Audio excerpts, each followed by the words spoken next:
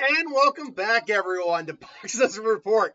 Today, on the 2nd of December, 2 days after the actual box office came out. Look, my things just got away from me. They just got away from me. I got the holiday weekend. I was working that day. I only now just finally got my car back, so my entire schedule has been kind of disheveled. But I'm not going to leave you guys hanging. I wouldn't do that. Plus, I like to talk about the box office. So, at number one, it was it was touch and go at first, but Zootopia 2 came in number one, broke all kinds of freaking records. We'll talk about that. For over 100 million on its opening weekend, not including the extra 3 days it was open during the Thanksgiving week. Wicked for Good made her $61 million, dropping about $58 million. Now You See Me, Now You Don't made another $6.9 million for a 22.9% drop off. Predator Badlands made $4.8 million for a 26.5% drop off. And The Running Man still hanging in there, is $3.7 million for the number 5 spot. Zootopia 2, though, that's our big one to talk about. It opened up and broke broke a lot of records, apparently. It first off, I think, one of the highest openings of the year. I think it had the third highest opening of the year. I think it's Minecraft, Lilo and Stitch. No, it's not the third highest. It's like the fourth highest, if I'm not mistaken. Hold on, let me get the second one open here. I want to say it's like fourth or fifth highest opening weekend of the year, because let me see here. Lilo and Stitch, I know for a fact that higher opening. Minecraft had higher opening. Jurassic World. How to Train Dragon beat that. Beat F1. Did it beat? No, it didn't beat Superman. Okay, it's in the top 10 at least. But beyond that, though, it opened to over I think like had one of the highest single days in China, or weekends in China, if I'm not mistaken.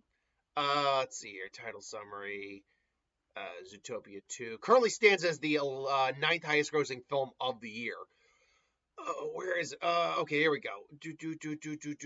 China. Yeah, oh no, yeah, it had like a single opening of like 271 in China, like one of the highest single opening days in China. So that was amazing. It beat out the first movie by a good 20-ish million, about $15 million, and it's already well over half a billion. It's almost a guarantee this is going to be $1 billion film, because unlike, say, something like Wicked, which did have some competition, like Zootopia already was competition for it, and as we saw, it still took a 58% drop. Unlike Wicked, for Good, this thing straight up, except for SpongeBob, which, yes, is animated, yes, is friendly, but let's be honest, it's SpongeBob. It's kid friendly, not family friendly. There's a difference. Subject matter and tone. It's a kids show. Turned into a movie. So, except for SpongeBob, which I don't even really think is going to hurt it that much. Except for SpongeBob, there's nothing to take this thing down at the box office in terms of similarity, in terms of something that's going to rob it of its viewers. The only thing that's really going to do it is maybe Avatar, because there will be at least some crossover. But even then, that's hardly the same thing. So it's going to have a really good run. I have no doubt in my mind it will make $1 billion, probably before the end of the year, if I'm going to be honest. Like I said, it's already the ninth highest grossing film of the year. And again, the Niza 2, frankly, does not count. If you think it counts, I don't know what to tell you. There's just too much stuff to say it doesn't count. Again, it's just too much evidence going against it to say that's an accurate number. It just doesn't. Then people will argue that every movie number ever, it doesn't make sense. Well, no, there's a difference between every movie that is not China made and released in China, and a movie that is made in China and released in China. There is a very stark difference between those comparisons. Anyway, though, it's still a really fantastic number, and it's a needed number for both the box office, because the box office this year has been suffering, and for Disney. The movie itself is actually not that expensive. It's made, I believe, on like $150 million. Apparently, the marketing is anywhere between like 150 to like 200 and something $1 million. When it came down to it, I averaged it out on the high end to 200 million. I find that weird because I don't feel like it was that heavily marketed. I don't, but I guess it was. That means though that this film still is made of 350, which means that it still has to hit somewhere in the neighborhood of 225. Which guess what? It did in its opening. It made all its money back its opening weekend, so it's great for the box office this year, and it's great for Disney because they are also needing a couple big wins. A couple of their big hitters did not hit so big this year. I mean, honestly, if no joke, if Brave New World and Thunderbolts had just made an extra 100 million, they would not have. Disney would still be in trouble because Snow White took such a hit. And Tron gave them such a hit, but anyway, Wicked for Good made our $61.7 million. Currently stands at $391 million, which again is made on about $150 million. Apparently, they really lowered the marketing budget to about $100 million, which means this film also is now profitable, which is good for Universal, who has admittedly been actually having a lot better of a year than Disney. Because they do at least have the hits of things like Fast One, which actually, from what I found out, did either make money or just barely broke even. They are apparently talking about a sequel, so that tells me it did make some money. And Warner Brothers, who right now, spoilers, is in the lead for the highest grossing studio of the year. But with something like Zootopia 2 and Avatar 2 still coming down the pipeline, it might not stay that way. But 391, that's really good. Now, actually, can we kind of check what the trajectory was? Wicked, for the first movie to gauge how well this one's doing. Let's see if those numbers are here. Okay, all releases, cast and crew, all-time ranking. Let's see here. Let's go with original release. And let's see here now. All territory. I don't care about all territories. Originally title summary. It's always so difficult to actually find the tracking on this. Okay, cast, crew, all-time rankings. No, performance. Okay, performance, title summary. If I go just the title summary, we'll do that. Performance. Can it give me a weekend release? Yeah, I really am not a fan of the way this thing doesn't keep track of something. Oh, actually, you know what? Hold on. Let me see if I can't find U.S.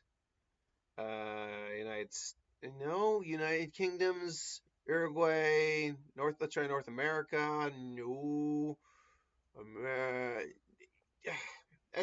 Domestic. That's what I want to find. I want to find domestic. Let's try domestic. Okay. So we can. Okay. All right. Now you got something to go with here. Fortunately, so that's the thing. It can't track worldwide weekends. It can't do that. Okay. But it can track a domestic. So let's just track the domestic. In fact, let's track the weekly. I think that's better. No, let's not track the weekly. In fact, we can just track the days. Domestic daily versus domestic daily. Can we get a vibe of how well this film's going to ultimately do? So the film opened up larger than the original. In fact, why don't we just look more at the domestic weekends to start with? It opened at the original opened at, if you factor in the Thanksgiving weekend. Actually, it opened up to less than the original. Is that right? According to this, it did. But oh no, I'm looking at. Sorry, I'm looking at the other ones here. My bad. Okay, so no, because I'm like, no, it opened way more than the original. Of course, now, not to be fair, it had the Thanksgiving weekend.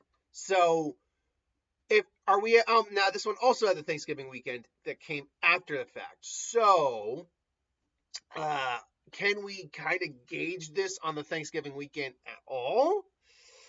That is a good question. Because then the next 3 days come, and then the Thanksgiving weekend starts. So, can I judge that? It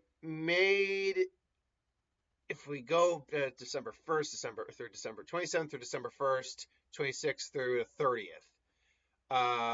So that is about the same.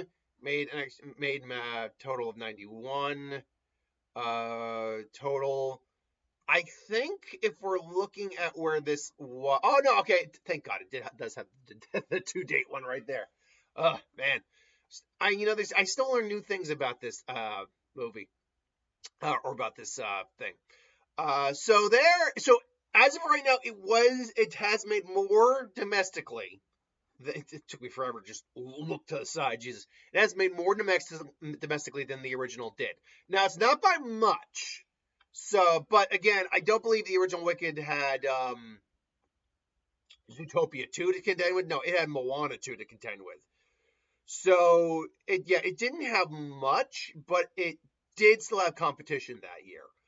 So, and yet this still ended up making at least a certain amount more than the original did. Now, does this mean this is still going to hit $1 billion?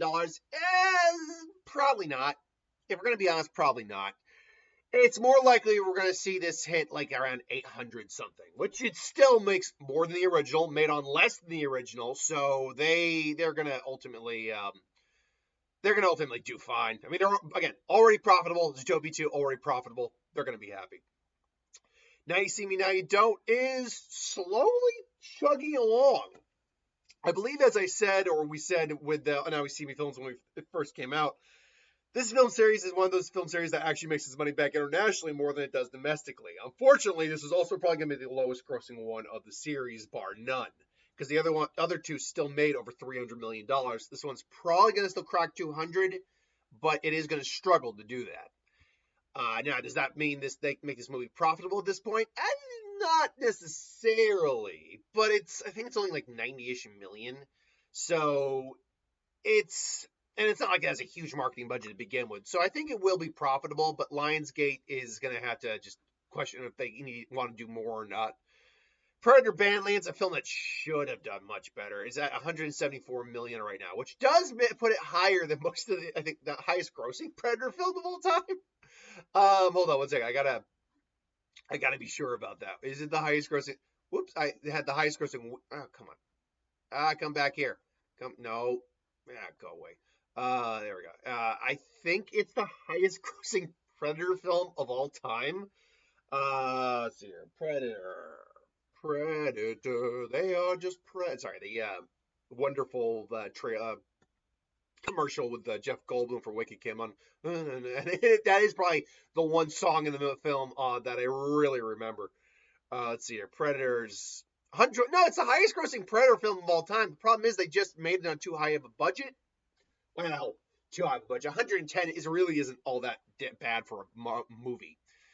But for a Predator movie, we kind of seen. I mean, it's a great movie. It really is a really good movie. It had the highest opening weekend of any film in the franchise.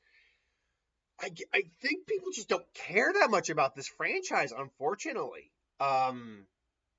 Which is weird. I think in the war of aliens versus predators, I think we can put a nail in the coffin. Aliens, xenomorphs, and all that are far more popular to watch than the predators because you have the outshot, because you have movies in their franchises, multiple, that get into the hundreds of millions. The only film of the Predators to ever get into the over this is Predator versus Alien. And that was like 310, I think, just barely, or 300, something like that. And that's because you were using both, and honestly, because aliens were in there. Predators are cool, don't get me wrong. I like Predators, frankly, more than Xenomorphs, but I think we gotta just face the fact that people it's just not as popular of a franchise. And that's so ironic to say because this is the highest rated, highest grossing, and highest opening weekend of this franchise, period. And it's still going to lose money. That just kind of boggles my mind a little bit. Like, in hindsight, is there anything they could have done? They could have made the marketing a little better. I mean, I like the marketing, I do, but the marketing maybe didn't grab people. You obviously got the people who boycotted the film for stupid reasons. Like, the Predator looks stupid. What is it? Like, it's a younger Predator. It's not all Predators look the same. You racist, you alien racist, you. But beyond that, the people who maybe just didn't want to go see it. Also, obviously, the whole streaming issue. I was like, it looks good, but I don't want to pay money to see it. My girlfriend, unfortunately, was that way. She just wasn't feeling it. And some people just didn't feel it. I have a friend who was like that, and I didn't want to say it's like, you're part of the problem. Oh, you're part of the problem. I know you can't get out to the movies.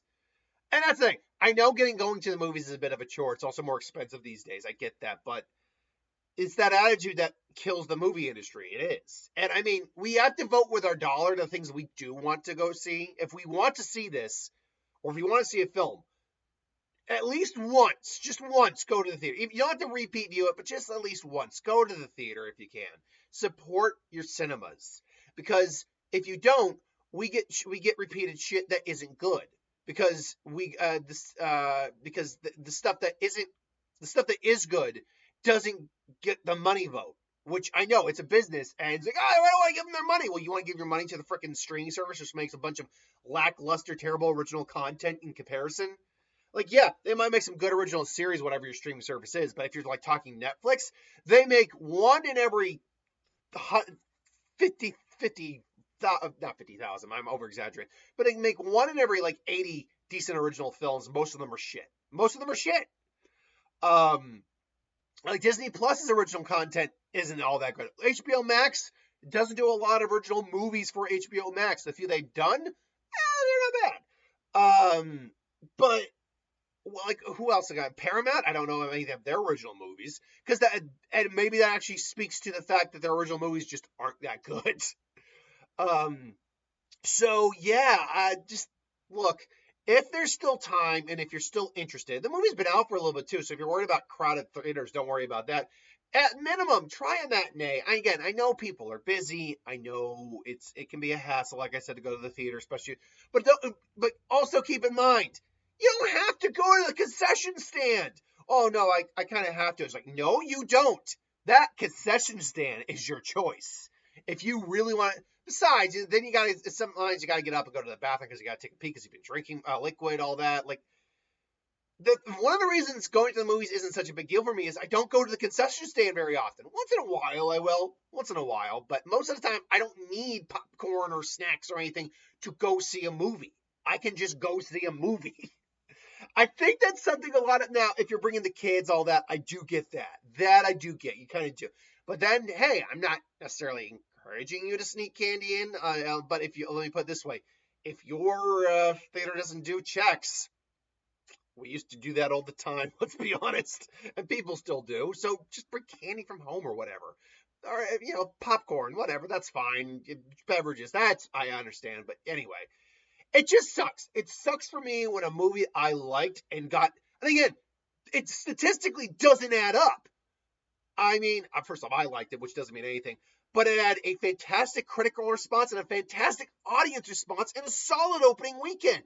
So that huge drop off it had statistically did not add up. That's what boggles my mind about how badly this film did. Not every bit of money it makes still helps soften the blow, but still. The Running Man, you want to talk about a movie that I enjoyed, but didn't enjoy the last third of it.